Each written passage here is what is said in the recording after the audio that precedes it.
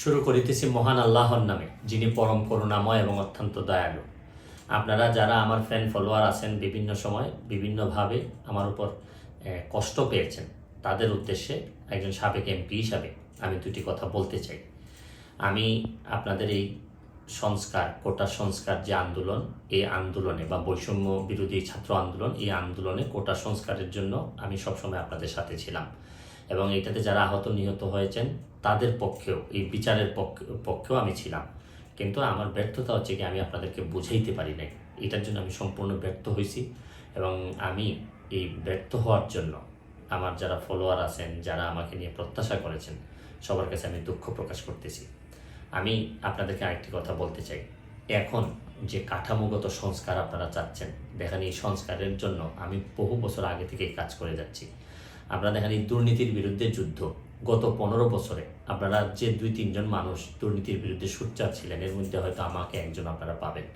আপনারা জানেন যে আমি এস আলমের বিরুদ্ধে নিজে বাদী হয়ে মামলা করছি টাকা পাচারের জন্য। আপনারা জানেন যে আওয়ামী লীগের বর্তমান কমিটির যিনি প্রচার সম্পাদক আব্দুস সুবহান গোলাপ, তার আমেরিকাতে 9 বাড়ি থাকা নিয়ে আমি নিজে বাদী হয়ে মামলা করছি। আমি পুলিশের সাবেক আইজিপি বেনজিরের বিরুদ্ধে নিজে বাদী হয়ে দুদকে মামলা করছি। মহান সংসদে আমি তার বিরুদ্ধে বক্তব্য দিছি। মতিউর যে কর কমিশনার মতিউরের বিরুদ্ধে আমি মামলা করছি। আমি সালাম মুর্শিদির বাড়ির নিয়ে মামলা করছি। আমি আপনি সালাউদ্দিন, কাজী সালাউদ্দিন যে ফুটবলের দুর্নীতি নিয়ে আমি কথা বলছি। ওসি মুয়াজ্জেমের বিরুদ্ধে আমি নিজে মামলা করছি, করে তার 8 বছরের সাজা হয়েছে ডিজিটাল নিরাপত্তা আইনে।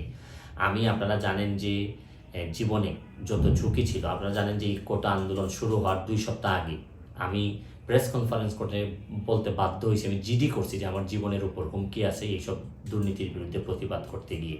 সুতরাং আমি এই যুদ্ধে সবসময় চেষ্টা করছি। এখন আপনারা যারা যে যুদ্ধ শুরু করছেন, ছাত্র জনতার নেতৃত্বে যে যুদ্ধ, এই যুদ্ধে আমি মনে করি যে দুর্নীতির বিরুদ্ধে যুদ্ধ, এই যুদ্ধে আমি আপনাদের সবসময় আমি আপনাদেরকে দোয়া করি যে আমি যতদিন আসি চেষ্টা করে যাব দুর্নীতির বিরুদ্ধে এই যে যুদ্ধ, এই যুদ্ধে সবসময় শরীক থাকার আমার জায়গা থেকে আমি চেষ্টা করব। এই বলে আজকের মতো বিদায় নিচ্ছি।